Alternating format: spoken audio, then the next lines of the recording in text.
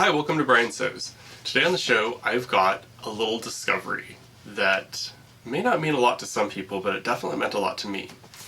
In front of me, you see I have a lot of foot pedals. They're kind of in stages of being taken apart, so I can show you the insides of them.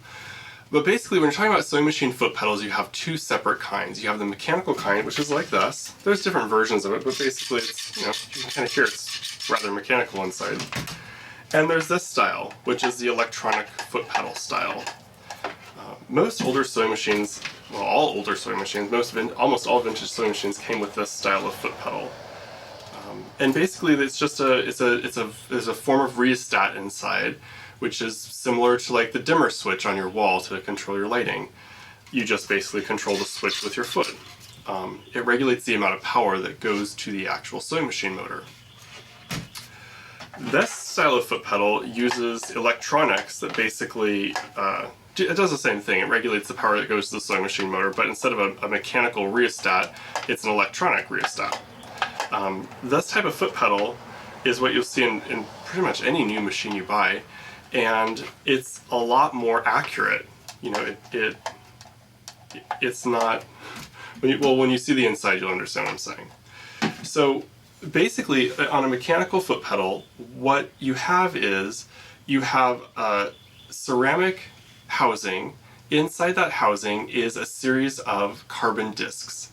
The harder you push down the pedal, the more the carbon discs are pushed together and the more electricity is allowed to flow through them. And that's basically what controls the power to the motor. There's other, in fact, I think this one has more of a spring. This actually has something that looks like the inside of a hairdryer on the inside of it, the heating element for a hairdryer. What these do is the excess power, the excess electricity is basically turned into heat.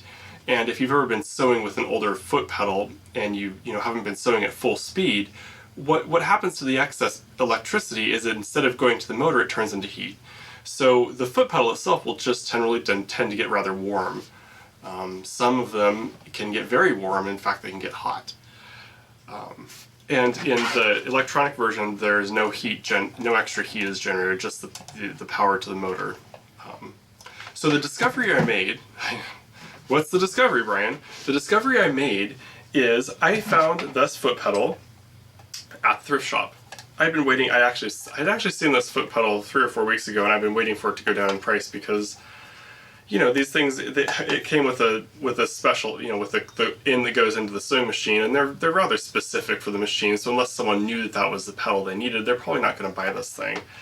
But I thought, what if I took this pedal, the electronic version, and put it on one of my vintage sewing machines? Would that work? Can you do that? So I finally, it went on sale, so I grabbed it, I spliced it, I basically just cut this pedal off, cut the pedal off one of my Necky Supernovas here, and just spliced it right on. Little electrical tape, and it's easy, very easy to do. Not something to be scared of. It is amazing. When I'm sewing, I have so much more control over the machine. I mean, when you think about the way this pedal works is it's not necessarily a formula, but it's a ratio. The harder down you push it, the more power goes to the motor, but it's consistent through the whole travel of the pedal. Whereas the mechanical ones are somewhat consistent, but if you have an older one, the more it's been used, the less consistent it will be. And most of the time when I buy a vintage sewing machine, the first thing I have to do is pop open the foot pedal and make adjustments and see what's going on. A lot of people don't like vintage sewing machines because they don't feel like they can control the speed of the motor very well. And all that has to do with the foot pedal itself. Let me grab the camera so I can show you the insides of these. Okay, so what we've got here is, the first one we have here on the end, this is the electronic version of the foot pedal. And because I have the cover off, you can't really see, but this little slider is what controls the power to the motor. So really smooth and easy, and you can see there's electronics in there and whatnot.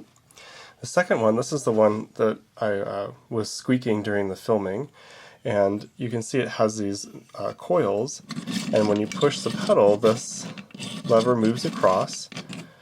When you go all the way down, that's full power, and all the way up. And these actually heat up while you're using the machine. Here's another version. This is the kind that has the carbon discs. This is the ceramic casing. The discs are basically in here. This pushes against it and squeezes those discs together. This is the one off the supernova. It's actually also very similar. The carbon discs are situated this way in this one, and when you push the pedal down, you can see how that moves. Here's another version of one. This came on a cover stitch machine.